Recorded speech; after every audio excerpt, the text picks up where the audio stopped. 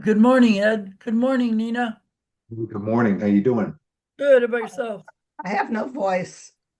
Oh, you were Uh, cheering too much. uh-oh. Uh-oh. All right. So hopefully is Ben going to show up today? He said he would. Hey Nick, how you doing? Good, good, Ed. How are you? Hey, Nick, Hey, Marcel, how are you? living the dream, brother. Oh, how was the uh how was Yesterday, how was the thing yesterday? I thought it was pretty good. I enjoyed it. I just got to get out there in front of those people so they know who I am. But I enjoyed it. It was good. Well, He's got, you can only, you really the reality is unless you've got a big email list and, a big marketing campaign, it's hard to stay in front of a lot of people over and over. I mean, you can do it. It's just you just got to keep you just you got have to to keep at it. and I tell you what, I did communicate with Ben, and I'm surprised he's not on here yet. That guy Ben's a jackass, man. hey Ben, You, how you Hey, good doing? morning. I'm you well. How are you think guys so? doing? Good Good, morning, good. Ben. So Ben, I heard you were taking notes and you're the voice of the Massimo conference. Then we're all in trouble if that's the case. But Congratulations on your prize. oh, thank you. Yeah, we'll see. So you said to email them next week, and I'm sure they're busy doing all the post conference stuff. But in full disclosure, I had been a active Massimo for 4 years. I think I continued uh it would have been July of last year. Not for any quiz or anything, just for bandwidth, things I had going on in my personal life as well. And so I've been a fan of Rod's. He's been nothing but gracious to me. And that's then how I came into the sphere of Bob Knackle and then actually and Ed, I know you're in that sphere, but there's a Viva's podcast out of Denver that got you on my radar. So Yeah. it's like what is it, 6 degrees to Kevin Bacon, they say. Yeah. But it was great. There was a lot of information, a lot of speakers. I'm looking forward to December 4th. They have what's an implementation day where you kind of get the bolts of how to go implementing some of the stuff that we've learned. And so Ron Koenigsberg, Bob Knackle obviously was there. Sam McVeigh, who I was not familiar with, of Australia. He's a high end, I would say hospitality broker. A hotel Anyway, guy. he's Yeah, just a high yeah. end. Yeah. And so James Nelson was there. You probably know James as well. And so it was a great time. Shoot, my biggest takeaway. The hell was my biggest takeaway? I actually plan to go through my notes today. I haven't had a chance to do it yet. Bob Knackle actually said this, and I've always thought about having discipline. And he said, you don't have discipline, you do discipline. I might be getting that quote a little incorrect, but or you use discipline, I think is what he said. And that was just profound for me because that's always been a challenge for myself. I'm sure others of we take in all of this great content and information, but then actually implementing it and being disciplined enough to have it get utilized and used. And so that was pretty profound for me, as were a number of other things. Hmm. Yeah, yeah. Well, I wasn't on there yesterday, but I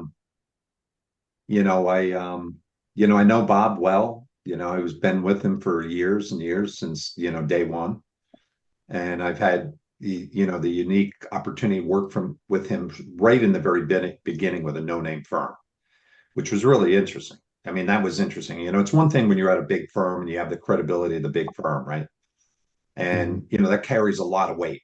There's a lot of value in a brand.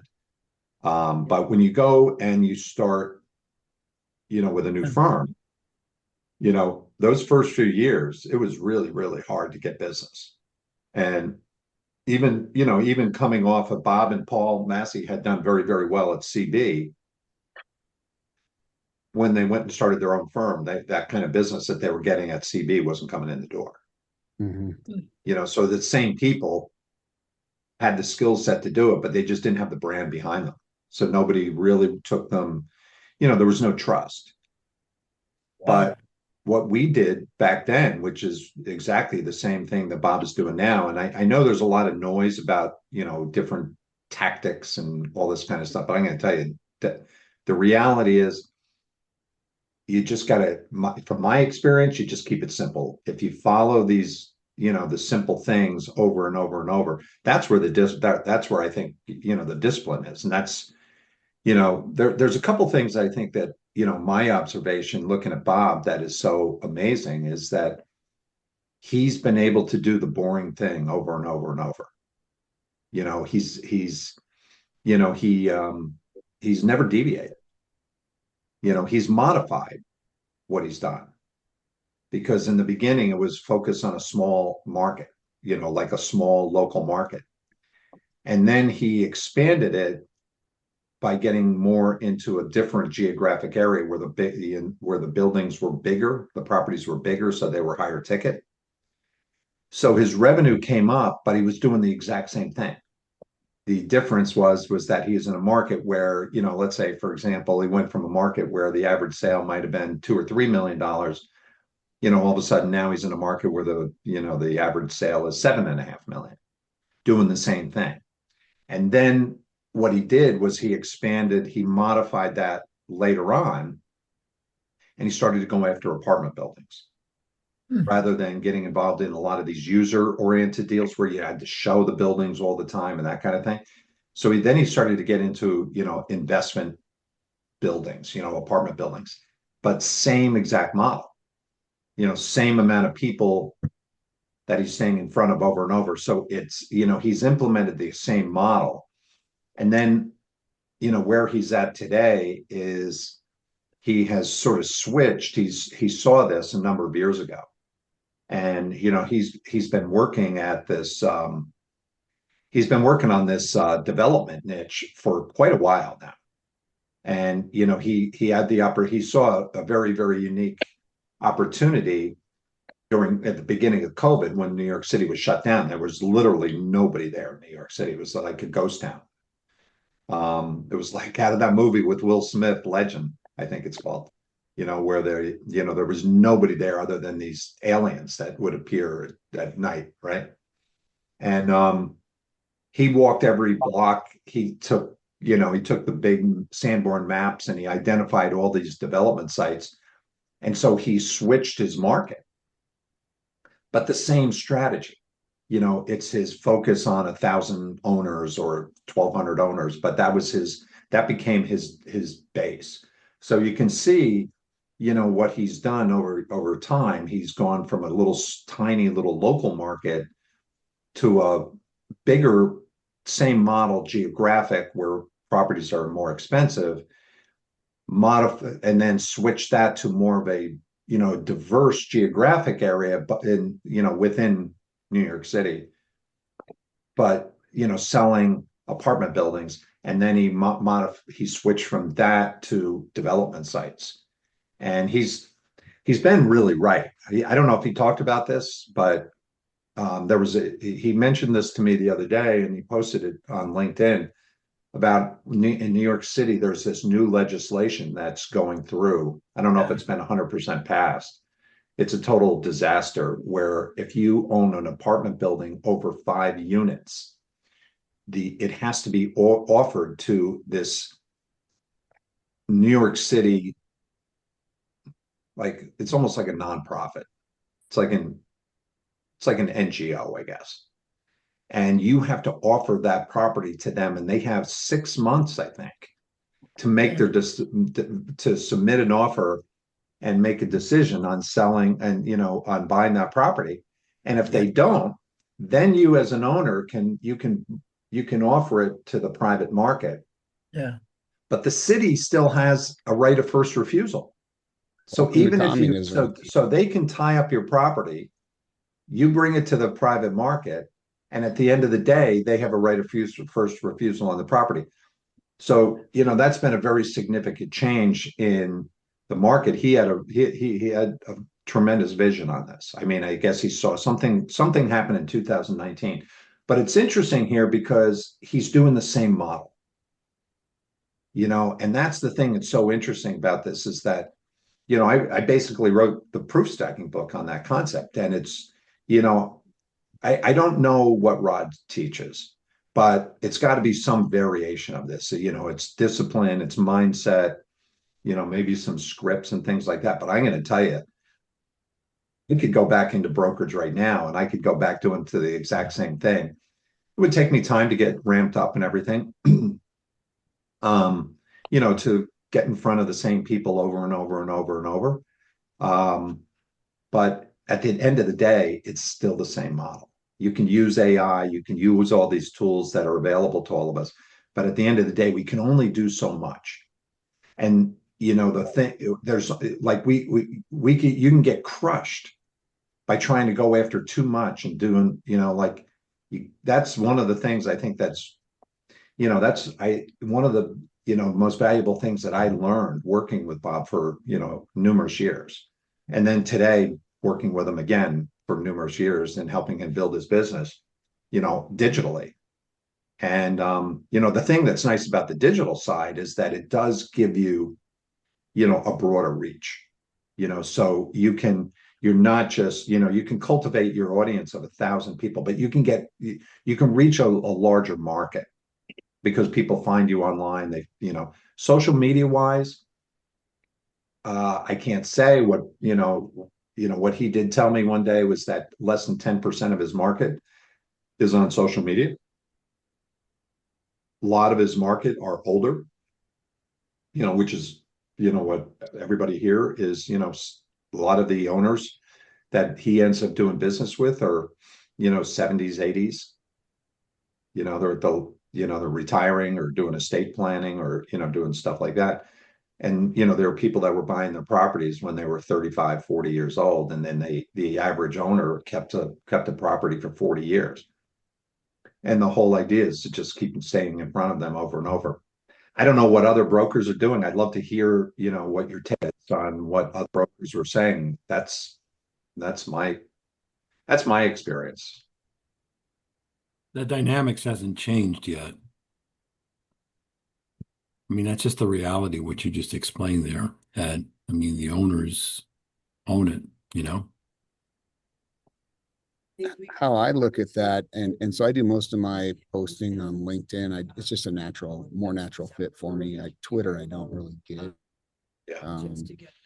And then I started doing Instagram, and the thought process behind that is that these owners are going to be passing on these assets to their families, and so more of them are likely to be on it, and this is a longer term play on Instagram.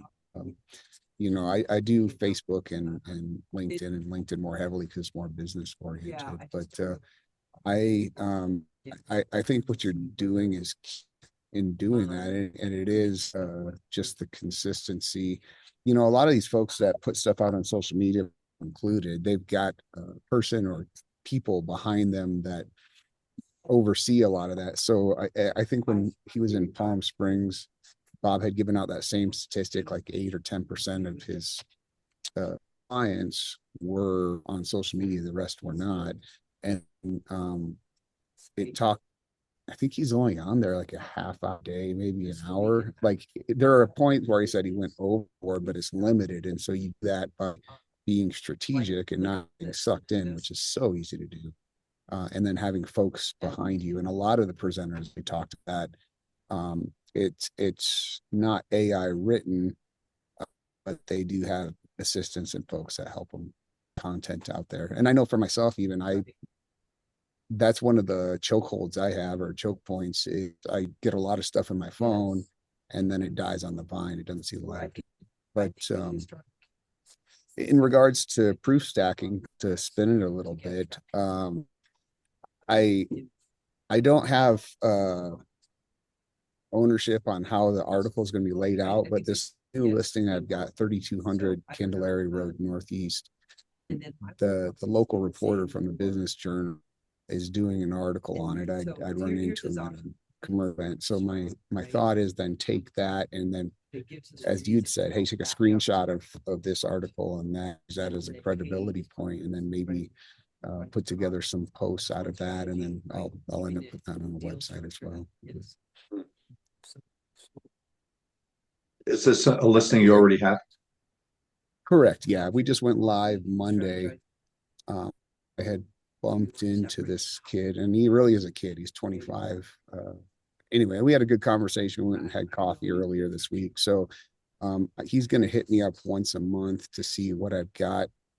You know, he wants things that are historically interesting, high dollar amount, big name, something that's going to draw attention. But I think I can really work with him as a symbiotic resource to get him some info and also get myself some publishing. What does this individual do? Is he a writer or something? Yeah, he covers real estate. So the Albuquerque Business Journal. So the Biz Journal, you know, they're nationally, and they each have their own little metro or market. So he's with I think it's ABQ Business Journal, Albuquerque Business Journal. So he's a reporter for them. And he said he's always looking for content and stuff, and he's just very approachable, nice kid. So we had a good conversation. Yeah. Yeah, there's you know, we do, you know, right now we're doing a lot of things for you know, Tanya Reagan down in Dallas. Okay. And you know, we're promoting, you know, a couple of properties for her. And what we're doing is you know, we're you know, you can't just say the same thing. You can't, you know, like when you're marketing a property for sale in the media, you're not going to get the traction, and a lot of times not approved if you're promotional. Correct. So you have to create a story around it. What is the story about that property being for sale? And that's, you know, that's what you want to work on. You know, think of it from, you know, a news perspective, that, you know, the news media is going to shut you down if you say, hey, I've got this property for sale. You know, so really what you want to do is you want to, you know, look at it from another perspective. What is that headline? You want to try and capture that headline that's going to connect with people. You know, if there's any way that you can use brand names, or, you know, there's a lot of different ways to work it. And I actually, Caroline and I actually just put together this we just put together this thing called the you can see it, but Oh yeah, nice. it's a workbook. Okay. And one of the things that, you know, what we've got in there, we've got a lot of you know, I mean, I learned a lot of this from, you know, this Eugene Schwartz book, Breakthrough Advertising. But there's a lot of different types of words. There's a lot of different, you know, emotion words and persuasion words and data words and location words. And so what I did was you know, over the last few years, I've broken it down to all the different kinds of words that you can use in your headlines and in your articles and your listing sheets to stand out from everybody else, to communicate in almost look more like a story format. And you know, things like that are really, really valuable, because you can use you know, when you know all these different words, how to use quotes, how to use numeric data, you can actually really become like a lethal weapon using, you know, ChatGPT to do your research. And you know, that could help you in, you know, if you're working with a you know, a writer, you know, how do you create unique stories? How do you get in front of the right people? Yeah, so, you know, how do you get, you know, how do you create your content so that it's like story formulated without being a storyteller? And you know, that's what connects with people. That's what, you know, so when you start to create these articles, like if you have a contact with somebody who can write articles with you, and you can create these really, really interesting articles, you know, it's going to make you so much more interesting. Sure. And so that I wouldn't have had that thought process without this group. And so when I talked to him, I said, hey, this is the property I've got, and the selling point. Brewer Oil was a known throughout the state convenience store company, and then they did lubricants and things like that. And so in 2024, the owner of this property sold off the convenience store portion to Shell, and then sold off the lubricant portion to Relodyne. And that was already out in the media. That was already back in 2024 went out. But this property and the thought process, and I was looking at some of the examples you had, is talking about maybe it's the next phase of its life, and talk about the history of Brewer Oil and the history of the property. Now there are some environmental challenges. They've all been recognized and have either been cleaned up or are in the final monitoring stage. But that's been the biggest hurdle for buyers. We've had a bunch of showings because of the parcel and where it's at in the city, but understandably, some folks get a little skittish in regards to the environmental stuff. And again, it's all been documented, liability, et cetera. But By the way, if anybody wants is interested in the workbook, I posted a link in the chat. In I think it's which chat are you talking about? right here. Yeah, right here. If you look in the chat down at the bottom. For today's session, you're saying? Yeah, like you should. Is That's there a under chat? under community or classroom? There should be. Is there a chat button down at the bottom of your screen? Let me yeah, it looks see. like the quotation bubble. So it's like in the middle. Oh, I line see. away. I got it. Yeah, got it. The chat. Got it. Yeah. Okay. Thank Yeah, you, so- Edward. Yeah. So what I did was what Caroline and I have been what we put together is, like this thing here, Ben. I don't know if you saw it, Ben. If you saw this, I don't know if you can see it, but this is.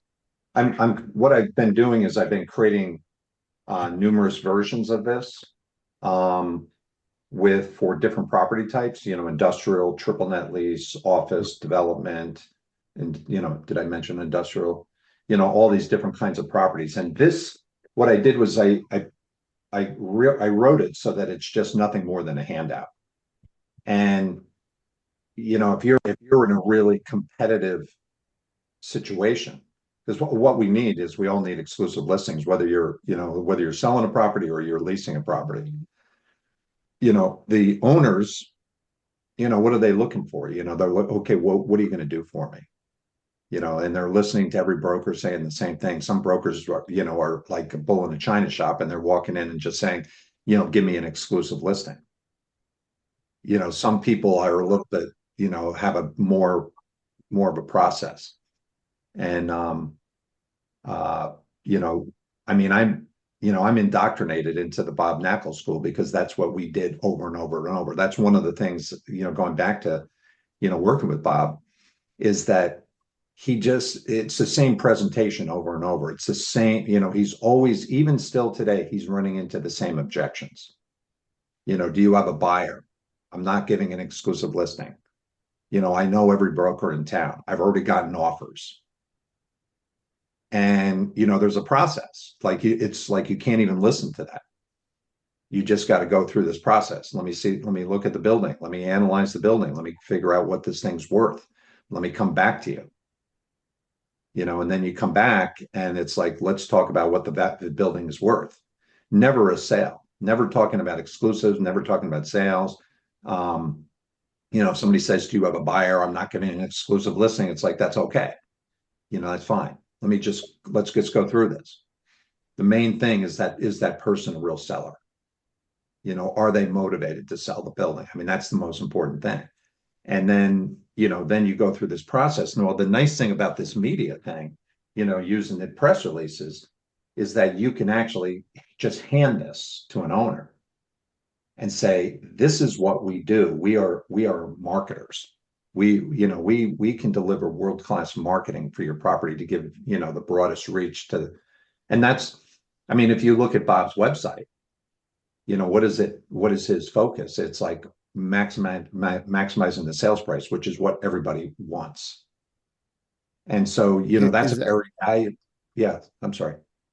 No, I was gonna, I think you'd mentioned that PDF last Thursday. Was that something you were going to post somewhere? Not the, but the PDF.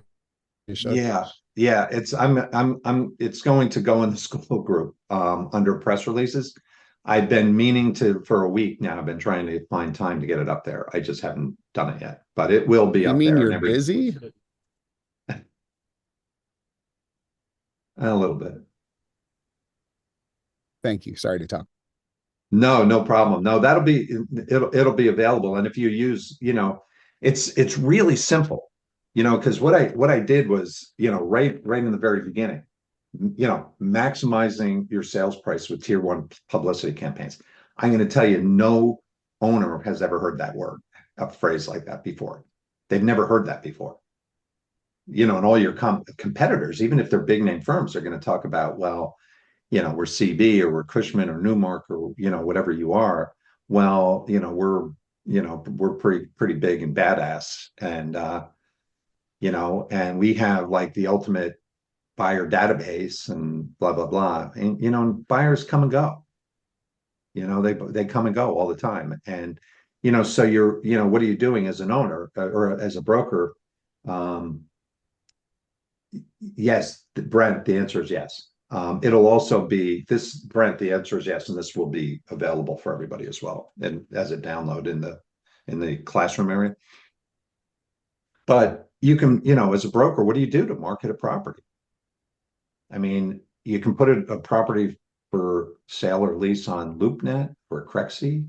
You can send it out to your database. You can convince them that you're the right person because you specialize in this and you know every brick in your market. You know every buyer, you know every seller, you specialize and you have, you're in contact with those, those owners more frequently than anybody else. So maybe you have that relationship, but at the end of the day, when you meet with somebody, you may have that relationship, you may have that market focus. But what really are you doing that's any different than anybody else at the end of the day? And that's what these owners are looking at. With something like this, I mean, I know it because I used to do it 30 years ago. For years, I used those New York Times articles. I'm like, hey, I've been featured in the New York Times. Because of that, I know I've got so much credibility and so many people know me. I get contacted by buyers all the time. So I have more of a buyer database than anybody else. And so I use that, we use that strategy for many, many years. And, it works. You can do that whether you've got visibility in your local, local media. I mean, we're always looking for an edge, and these nice handouts are great because just, I'm not, I was never really a super awesome talker. So I just like I was like, what if I can submit something to somebody and then, get them to nod their head, and then I can hand them something else and get them to nod their head, to give myself an edge. That's how I always did it. That worked for me. So.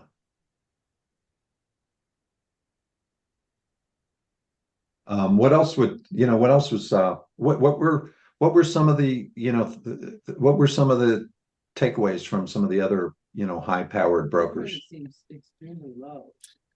Yeah. So, I guess actually, if we got time to pull out my notebook, there was a gentleman, is it Mark McGrath? Let me see. He is with Colliers out of Seattle, I believe. Yeah, He has yeah, Industrial Advisors podcast. Yeah. And so he was talking about find out whoever is the best in what you're doing and be 5% better. So to your point, we're always looking for whatever edge it is. Do what someone else the best are doing and just try and be 5% better. And he gave a little formula as far as like you can't do everything all at once. You kind of break it down to what are the main things you want to work on, and then maybe like a quarterly or annual or an X area by 5%. That was very interesting. And yeah, if there's time, I can pull up my notebook here and see what else I had taken down.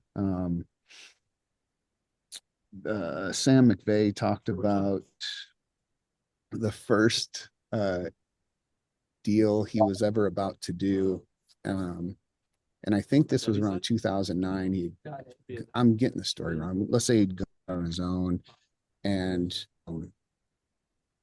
No. he wanted to make sure he was very upfront and very honest about whatever the best action was for the client. And so he'd put time and money into preparing all of this information for a listing presentation and had built this relationship. And at the end of the day, it was going to be his first sale. He said he was actually paying his mortgage with his credit card, and he had to tell the client, hey, take the offer you got, need us, that's the offer to go with. And so he lost out on that. But because of that, this client that he's continued to work with many iterations over doesn't question. He's a partner because he knows that, hey, what this guy says is going to be the best thing for me as a client.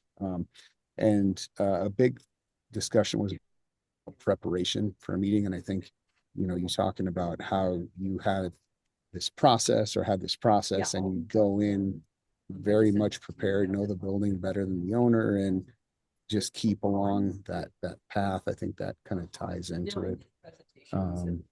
See, this was on PDF. There was some stuff. One of the gentlemen talked about prospecting and making prospecting calls. And he did it based on neurolinguistic programming, neuroscience, pattern interrupts and stuff. And so he had a very interesting kind of scripts, I guess, if you will. He didn't give his scripts out, but he talked about them and kind of said, hey, this is where you could get some of them. Sorry, let me go back here.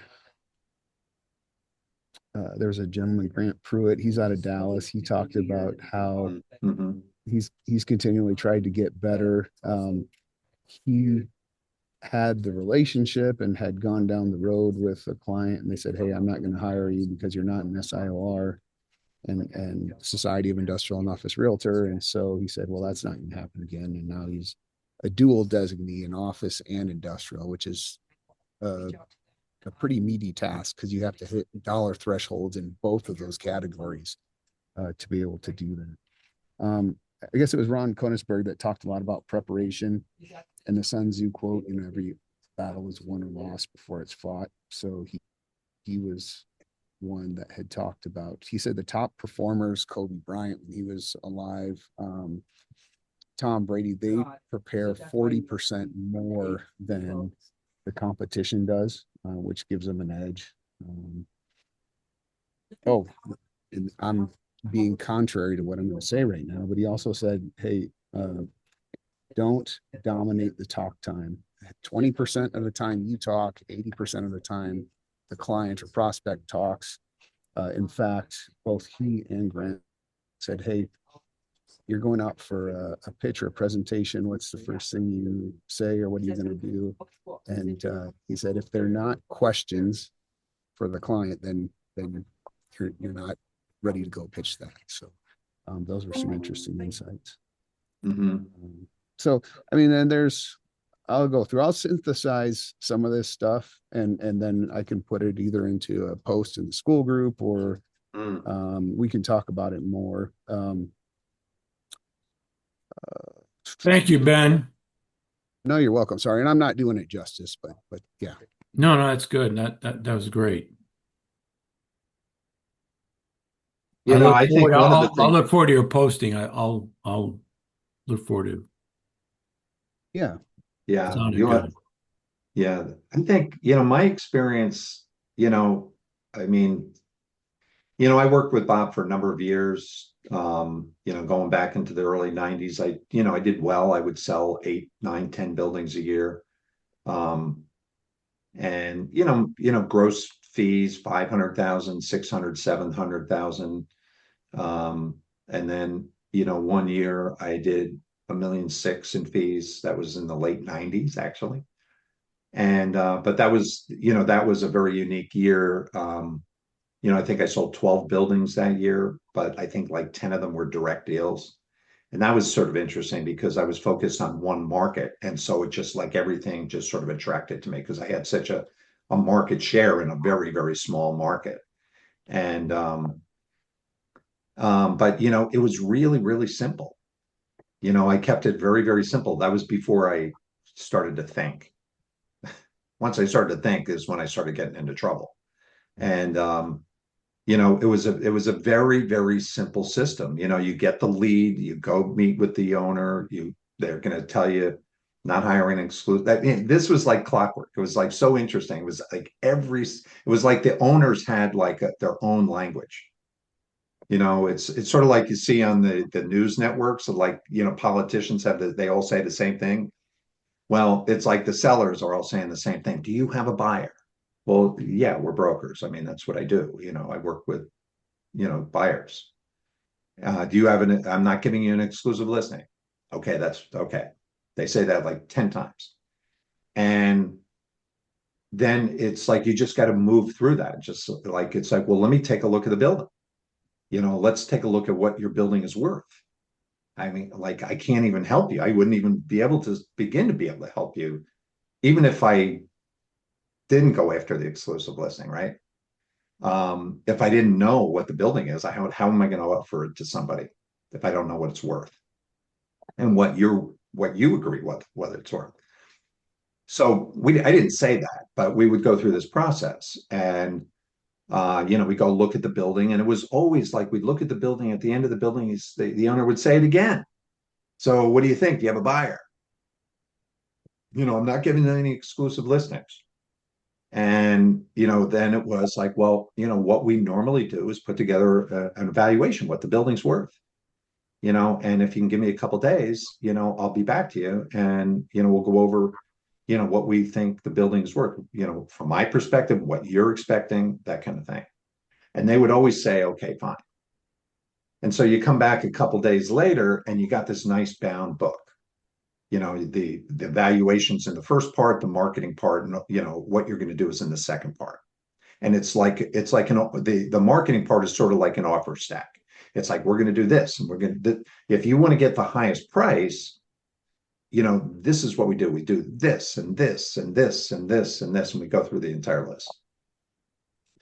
The way we always did it was we want that presentation done, you know, that part of it within 15 minutes, you know, the evaluation part, and then what we're going to do.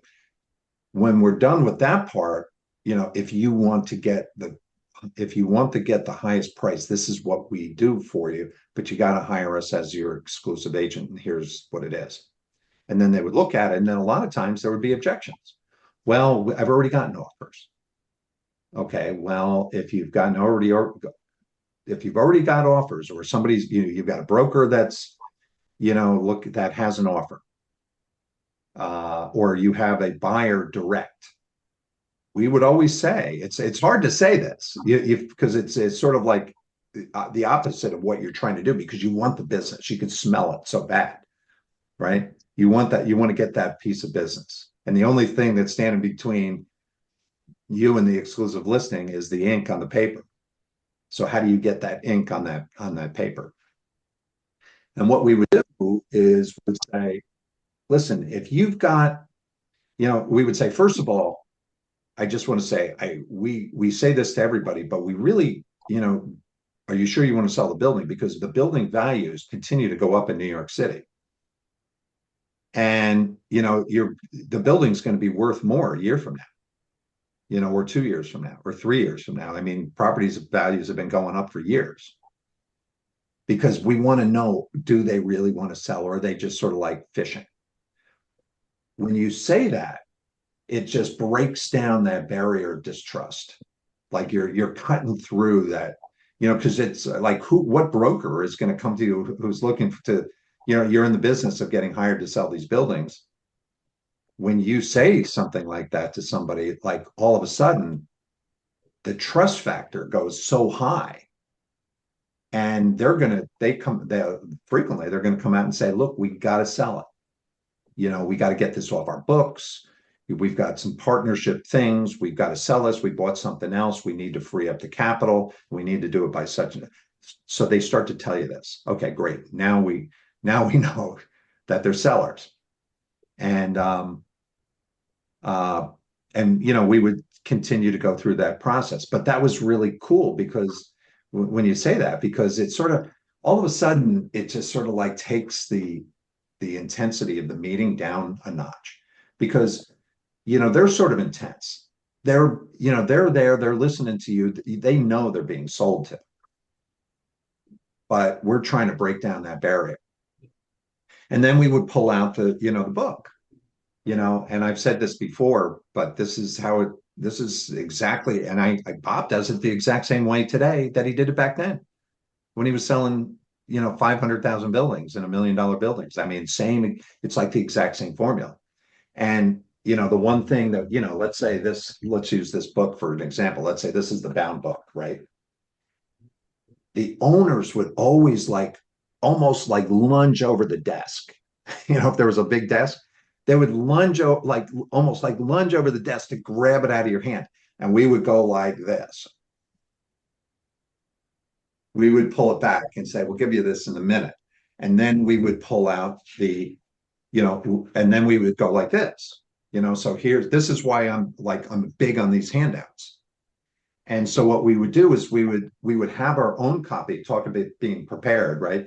So what's in your book is also a handout. And so now what we do is we would hand over the evaluation on, our opinion of value. And I would have a copy and they would have a copy. And then we would go through it. It's like, okay, let's go through number one. Here's a building that's sold. Here's, blah, blah, blah. Here's another one that's sold. Here's another one that's sold. Here's another one that's sold. Here's what's on the market. Blah, blah, blah. We go through that. Boom. Bang that out real quick. This is what the suggested asking price is. And, we would try and snuff out before we even got to the meeting, what their motivation was. So, we're trying to get as much read as we can. And then when we say, let me tell you what we do to get you the highest price, because, this is, our valuation, the property value, the property offers might come in a range. We don't really know until we get it out there. We need to get it out there in front of us enough, all the possible buyers that are out there, so that we can create this environment where people are feeling like, there's this feel of missing out. If people are operating in a vacuum and they know that there's no competition, or they're not competing with anybody, well, the natural tendency is going to be to sit back and try and get the best, cheapest price. They want the property at the cheapest price. You want it at the highest price. Well, the only way that we're going to be able to get you the highest prices, is by having a competitive environment. And then what we would do is then we would do the same thing. The marketing part of it, which is like this thing here, would be another handout. It's still in the book, but we would hand it to them. Now, and then, okay, here's page number one, here's page number two, here's page number three. And the owner's sitting there looking at it. Okay. I can tell you most of we never saw any brokers that we competed against do this.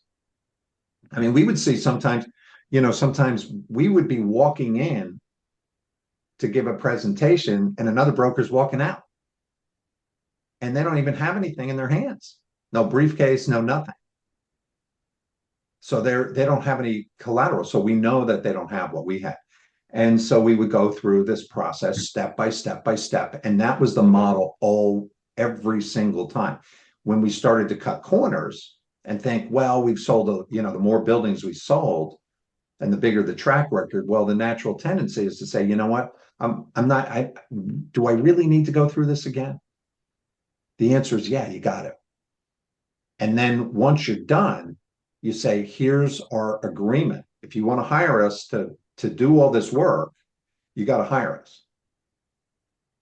And here's the agreement. And then at that point, you could hand them the entire book and you would sit back. So the ideal thing would be to get this all done in the first 15 minutes. And then from there, everybody is sort of like, you can relax and just sort of wait for them to say yes or no, or listen to what they've got. But what we also found is the longer we're at these meetings, the less of a chance there is of getting that exclusive listing. And I remember times, what we would frequently we would do like two people at a pitch, right? One person would do the evaluation, one person would do the marketing side. There were times I can remember times sitting there in a pitch, and like I could see that we already got the business. First 15 minutes, we're done. That owners, they're ready to sign. But when a meeting is going really well, there's you get this. There's a little bit of an excitement. You got to know that if you've got that sale, if you've got that deal, if you're going to get that thing signed, you've got to be like, here, do you want to sign it right now? And get the heck out of there. Because the more you talk, you can talk yourself right out of the deal. And it's like you've already closed the deal. I can remember being with brokers, at Nasty Knackle years ago, that I'm kicking them under the table. And I'm like, come on, man, shut up. Here's the pen. Let's get out of here. And I've seen it. I've seen it, because once you walk out that door, the odds of getting that business start to drop. Now, the other thing that we also found too, which was a very, very hard lesson, is that anybody that put their property on the market or went through that process, they are sellers. Sometimes it takes them a year or 2 or 3 years to sell their property or to get through that, because they go through a process over time. And so there was a follow-up that was really important. And, very, very key to stay in front of these people that are, if they hire a broker or if they're going through this process of interviewing anybody to get the valuation, they are a seller. They may not be a seller that moment, but it might be 6 months from now, or a year from now, or 2 years from now, or 3 years from now. And the thing is to stay in touch with them. There's that follow-up. And then of course there was the other part, which was, once you get the business, how do you keep the business?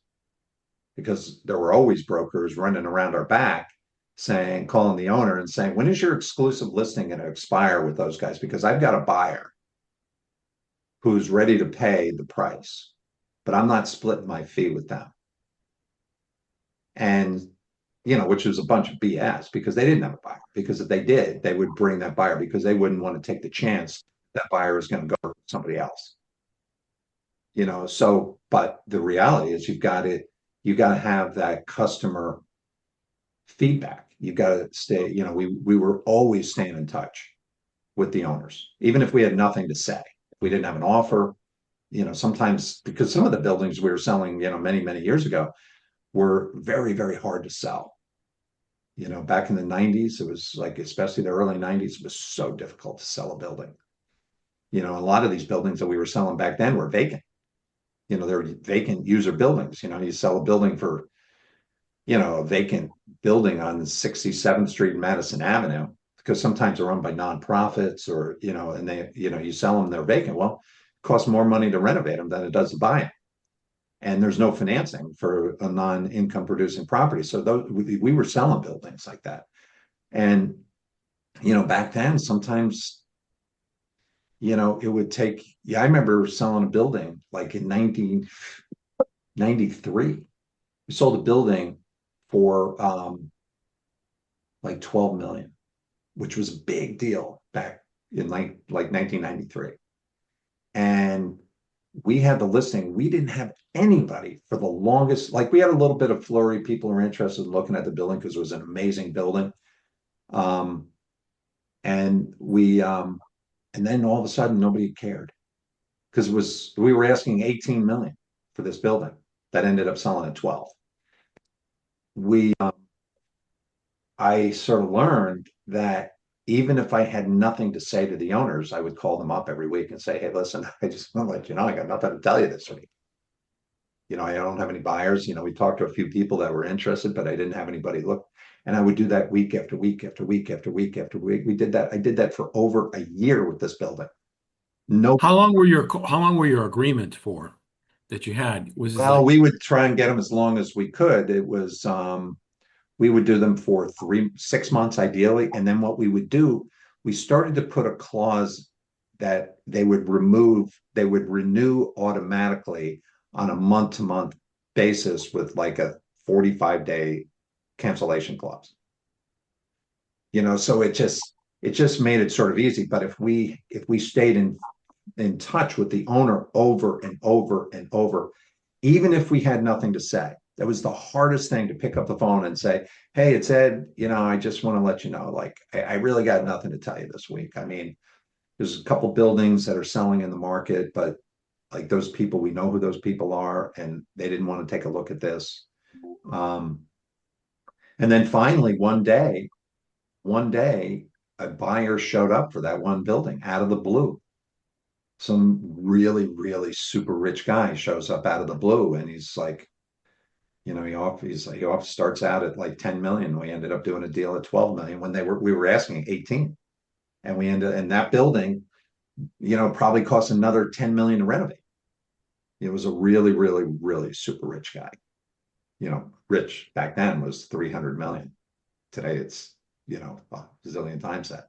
The buyer was a guy named Chris Whittle. He owned Whittle Communications, which was some education business.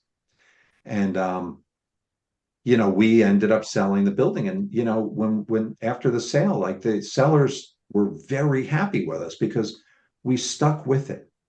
We picked up the phone when it was so brutal to pick up the phone. And they never canceled us. And so you can see it's not that hard.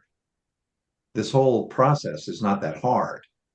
It's just staying in front of people over and over and over and continuing to, just to give customer service. So there's a whole process, right? You gotta work a market so that you get the leads. Then when you get the lead, there's a process to go through to get the listing. Once you get the listing, there's the follow-up, which is not hard. You're just being, we're all, hopefully honest people. And we're only human beings. It's like, we can't pull magic, you can't pull a rabbit out of a hat and produce sometimes what somebody wants. But if you stay in front of people over and over, they're going to feel confident. Do I want to switch with you? You're doing everything possible. And that's one of the reasons why I love the media, the press releases, because that's the one thing that we always did a lot of. It's like we would send the owners visibility.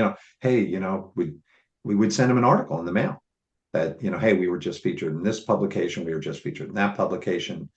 So it's like, we're working with the right people.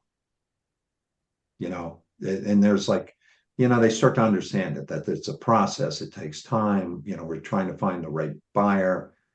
And it was that's the process. That's how we did. I don't know if, Ben, are you still here?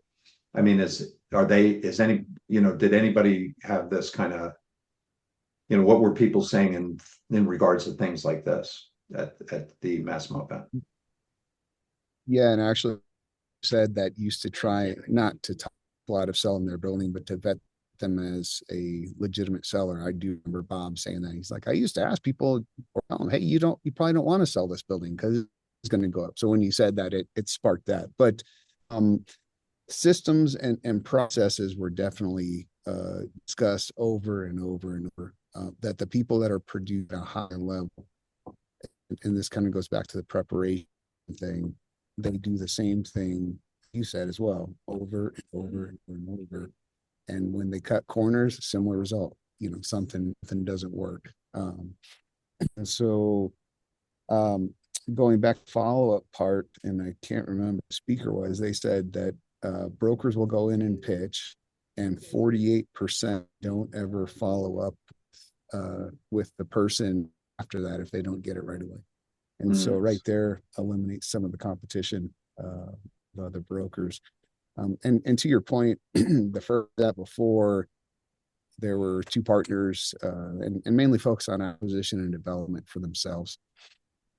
So they would pull investor money sometimes, and their adage was, and there was truth, you could lose every penny of someone's money as long as you communicate with them, hey, this is what's going on, this is what we're trying to do, and stay in touch with them. But you could lose $5 from somebody, and if you don't call them and tell them what's going on, you're going to get sued. I mean, and in a different arena, but same context, I think, and so there's definitely value there. And I think what that does is you build that relationship with that owner, and so if they do decide to let you go, it's almost letting go a family member at that point, and so it's that much harder as you kept in touch with them. So, and been on the side, stick your head in the sand and don't talk to them because updates, and then when you do call them, you feel even I don't know, some psychological thing where, well, I haven't called this in for a long time and I feel bad about it. So I don't want to call them because I feel bad about not calling them. So I'm going to continue to not call them. So there's anyway, you just gotta find a way to stay in touch. You just gotta find a way.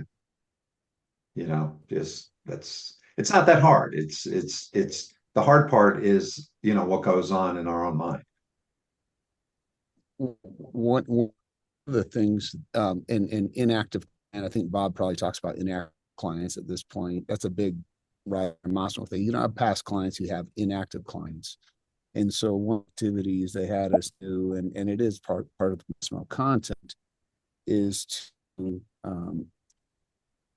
find out how many people you've represented in the past, buildings, people, buyer, seller, etc. And then you divide that number by 60. And the long and the short of it is you take all those inactive clients and make sure that in the morning you call X number of clients every day. And there's some questions like, hey, how have you been since we've transacted? What are you up to? New? How can I help? And so he had everyone do that as an activity. And so I called someone that I had not kept in touch with, and quite frankly had that guilt and pulling the call, and he took my call on the second ring. He's like, hey, Ben, how are you doing? And we're going to go get lunch after New Year, and there's definitely some opportunities. And even though I had not kept in touch with him, he's like, hey, you're my guy if I have any real estate requirements. So anyway, that's one of the things, to your point, is keeping in touch with inactive clients, because they're great sources of referral. So yeah. Well, the other thing too is, the real estate business, like any kind of local business, today it's not just an online business, it's an online offline business.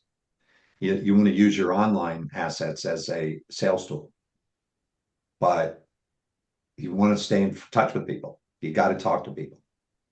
You got to talk to people.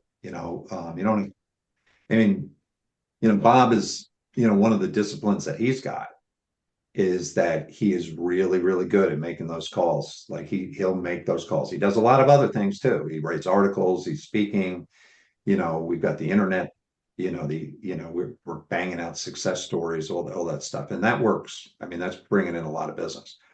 But I've been with Bob. He has a driver, like his own driver he's had for many, many years. And which is, it's a necessary expense in New York because, you're jumping around looking at properties, like trying to do the cab thing is sort of tough. But I've been with Bob, like 4:00, 5:00 in the afternoon, where, I'm popping his office. And this is recently, this is not too long ago. We're going to go to some event. And here it is at 4:30, 5:00 in the afternoon. He hasn't gotten all his contacts in, and he's sitting in the back of the car and he's got his notebook open. He's not talking to me. He's just going through the list. Who haven't I called? Who do I call? Going down my list. Boom, he makes a call. Doesn't get that person. Goes through the next one. Goes through the next one. Goes through the next one. He just keeps calling. And after a while you do this, it's like the call you just were talking about, Ben, that you start to get to know these people. They start to get to know you. You've got that relationship, so you want to keep that keep it going. And the only way to I really do it, compare it. Do you mind if I'm sorry. do Hey, you Linda. mind if I chime in, Ed? Yes, please Hey, do. I was I'm gonna say talking too much.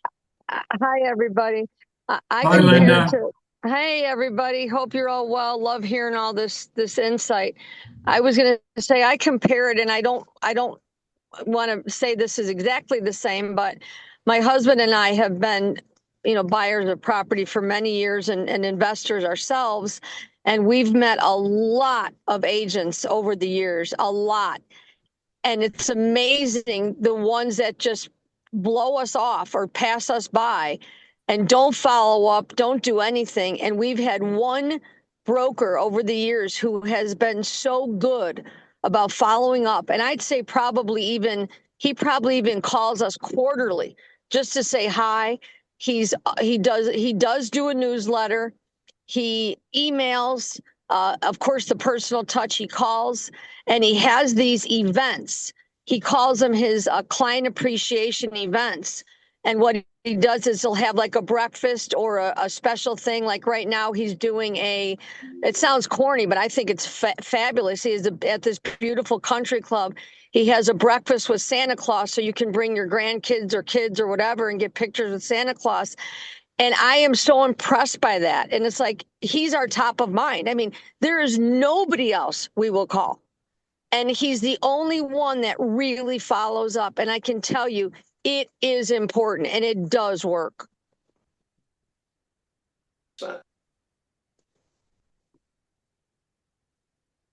That's it. You gotta know your Thanks for market. sharing, Linda. I'm getting claws next Christmas, Linda. Thanks for Yeah.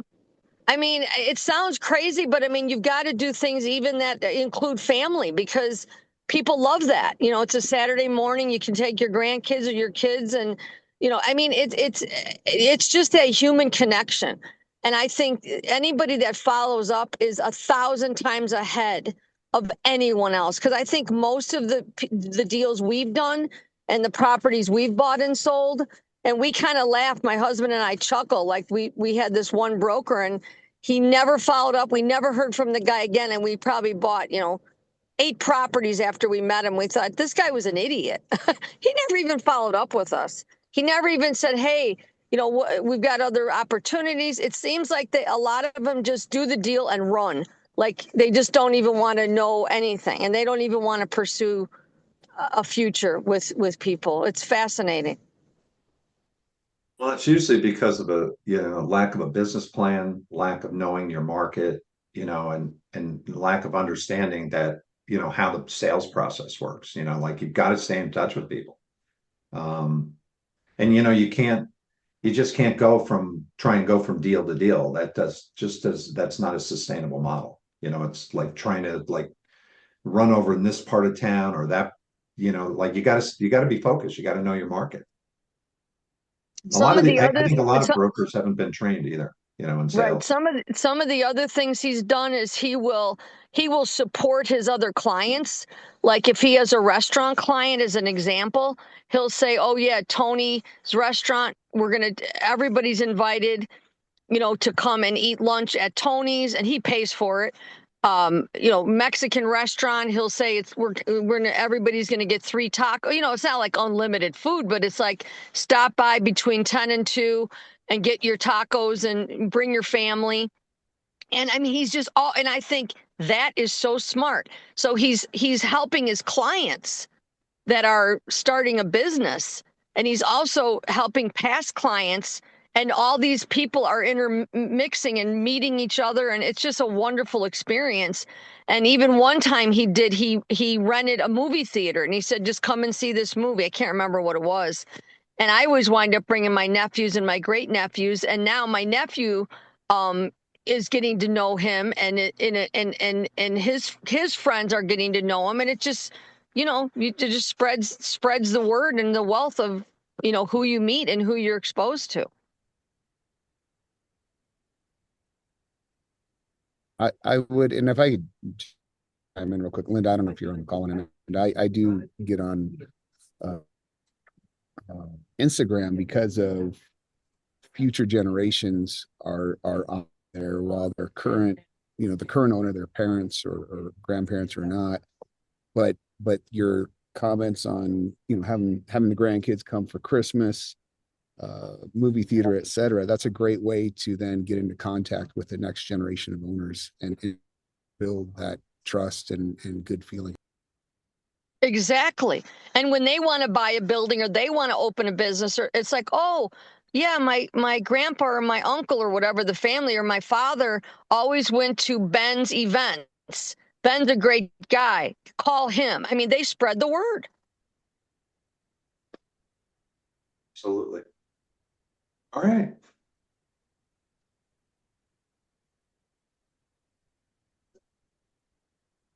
All right. Nick, how you doing? I'm doing okay. I'm trying to put together a package for this. CVN or SVN has a self-storage facility that they're putting the solar panels on top of it. So he wants to have a tax logic situation and see how much money they can make off of it. Oh, really? Great. That's what I'm working on right now. I got so many different AIs all combined together, and it's just like running around the circle until I almost have it together. $1 million, what do you call it? The solar panels are going to cost them nothing with the tax incentives. Oh, and they can, yeah. and, Oh. and they can increase the property value $1 million. Yeah. Beautiful. That's amazing. Nick, one of the things that we're seeing in the school, within school, when you can post something in the school group, I think you just started a school group yourself, but Yes. like within our school group, you can post something just like you would post like an SEO post. Right. Keyword topic. Start with a keyword topic. Like in our group, you could post something because it is a seasoned group and it is it's a group with relevance. So you can post something, make sure you have a keyword driven title, create the content within the school group that will rank on Google and also on these AI platforms. I've seen it like where it's popped up on Perplexity. I don't know about ChatGPT, but it's unlike a Facebook. You can rank in school. You can rank a school page. So use it to your advantage. All right. And I know. plus you'll be in front of a bunch of people. I know. I think I put something about Rod's. Oh yeah, I posted on yours. Yeah, I made $4,000 on in 2 months on your group. Yeah, what's the big deal? Sign up for your group. It's only $50 a month. No, yeah, it's not gonna, it's not going to kill you. You make a shitload of money for a couple of dollars. Yeah, yeah. So next Tuesday, if people are going to be around for Thanksgiving, if you want,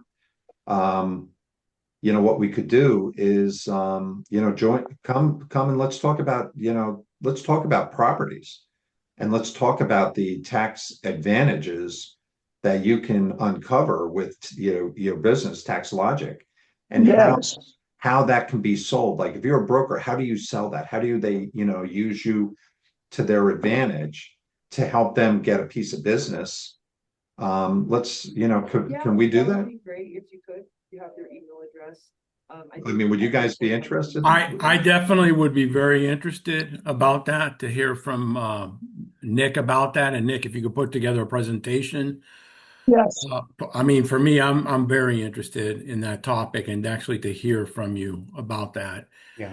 And then I think what might come out of there is just some brilliance out of the group and everything, and from Ed, that we'll give you feedback to integrate it into your website or the press releases, et cetera, that type of stuff, to work it, with Ed. Like we did 2-3 sessions back ago, Linda spotted some observations about the Browse building, or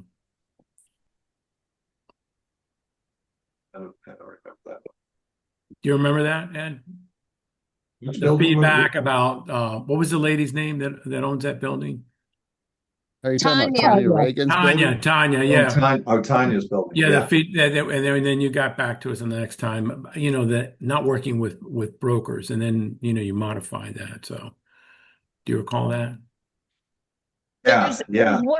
what you're talking about? Um, is this something you do nationally, or is this a local or regional service? What is it that you're? Is it Yeah. for It's anybody? national. Linda, you're talking to me? Yes. Yeah, no, it's, Linda, all it is cost segregation. I just Oh, throw in a cost couple. segregation. Okay, Yes, gotcha. Cost but on top, segregation. of that, I throw in a couple of other business ways to get more money out. Instead of paying all the money in taxes, let me show you what you can put in your pockets instead of giving Gotcha. it to the Okay. government. Yeah.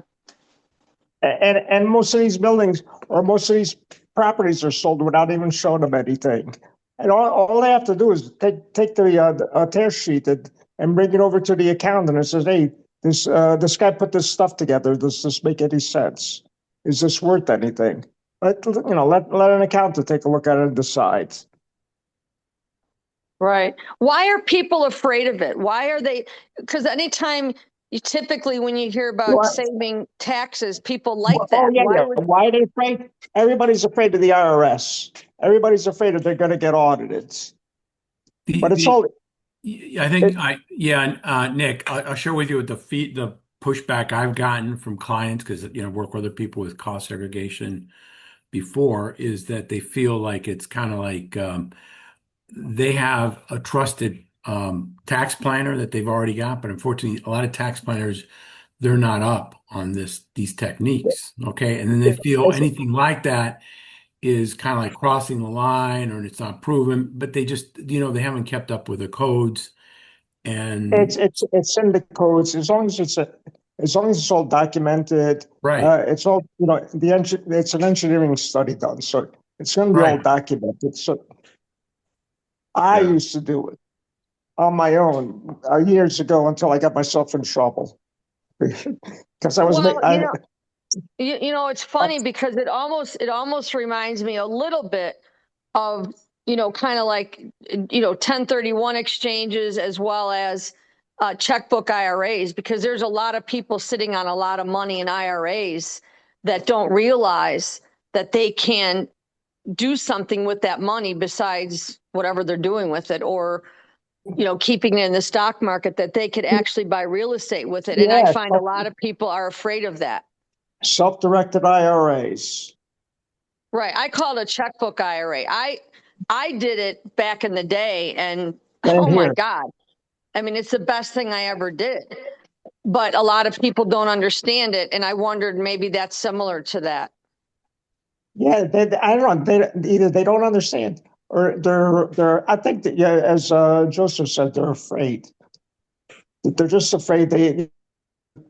All I know is my accountant always says, "Oh, just pay the government. Just pay the government." Why should I pay the government when I can keep the money in my pockets?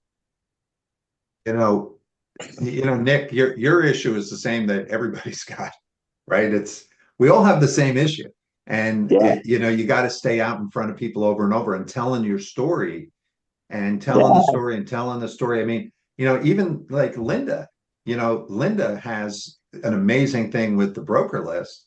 And even though, you can subscribe to her, you can set up a profile page for free on her site. And a lot of people they don't do it. And the only way that, so Linda's got a problem giving something away for free. And, we've all got something, Right. we're all competing Right. against somebody else, Right. Right. even if it's no Yeah, matter what it is. right. And I don't like to use the word free because there is nothing that's free. I always try to say it's no cost. It's not money out of their pocket. And I just implore them and stress to them that, you need to, and this has been going on for almost 15 years. Back in the day, everybody laughed at me. I mean, I was laughed down the street when I said, you've got to be on the internet. They're like, for what? Why? And so back then, it was really hard. And now it's like people are just like, what are you talking about? And I get frustrated because they keep feeding, I call it feeding the beast, which is Instagram and Facebook. To me, I find that to be so frustrating to see them doing that and not building their own personal platform. And it's amazing that they do that. They pour everything into LinkedIn. I know Nina used to do that and finally switch gears on it. You don't talk, Nina, but I'm just mentioning you. And I think that's so important that they realize that they have to have their own real estate, because your website or your domain is your own real estate, and you've got to feed that. You've got to take care of that first. Your voice popped away. Oh, I was Figured just it out. saying, There you go. they've got to take care of their own real estate, and the real estate is their domain name or their brand, and then build that up. I mean, then as the web works, you web that out to the Facebooks and the Instagrams and the LinkedIns and all and the X's, but you don't do the opposite. And a lot of brokers and people, not brokers, businesses, I say, are feeding the beast, which is just putting stuff on Facebook, putting stuff on Instagram, putting stuff on LinkedIn, but they're not building their own portfolio, or as Ed would call it, stacking their proof on their own real estate. That's what drives me crazy. I think, it's, Nina is like wonderful to watch because she's really, really stuck with, the strategy and posts phenomenal information over and over and over. And, I think, it works from a number of different perspectives because, it keeps Nina focused because I can see the focus. But it's coming from her website now, Ed. It's coming from her website now. She's not just putting it on LinkedIn. Right, but there's a mindset there too. So, it's the messaging, in her mind, and she's constantly just working it, on the website, blogs now, social media. So she's working the blogs, social media. We're doing press releases. We did one, the other day about the Paralympics, and, that's an interesting strategy. Ben, thank you for your time and sharing all your information. I appreciate it. I know he's heading out of here. Bye, Ben. Good luck, Ben. Yeah. I have to yell louder. He's down the street already. I don't know if he can hear us. Well, I've got a 10:30 call too, Ed. I have to shuffle Yeah. off. I hate to not be part of this because I love you guys, but Yeah, Yeah. So, well, Nick, let's talk. If you want, we can, chat before next Tuesday and put together something for you. And, we can record it. We could actually record it and put it up on YouTube. Oh, yeah. Oh, I did hit up Bob. I said, hey, Bob, you're doing all these developments. You need some reusable walls in these developments, and I'm going to help you with that. So he gave me a heads up. So That's right. Yeah. Yeah. So you'll have to tell us about the reusable walls. I know. Yeah. Oh, yeah. That's the next. Nobody does it. It's an IRS code, and there's only green strip tape. That's the only tape that's the patented tape that you could rip out. You rip out the tape and you reuse the dry walls. Right. Good to know. Good to know. Wait, listen, I look forward to hearing more about it. All right, listen, if it's okay with everybody, I'm going to pop. I'm going to run. If anybody is interested in the workbook, I have a link to it on School.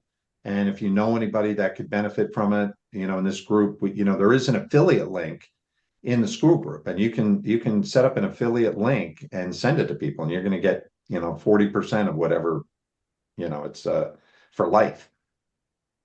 So that's not a lot of money, but you know what? Listen, one person, it's a bottle of wine a month. Well, thanks everybody. I gotta go.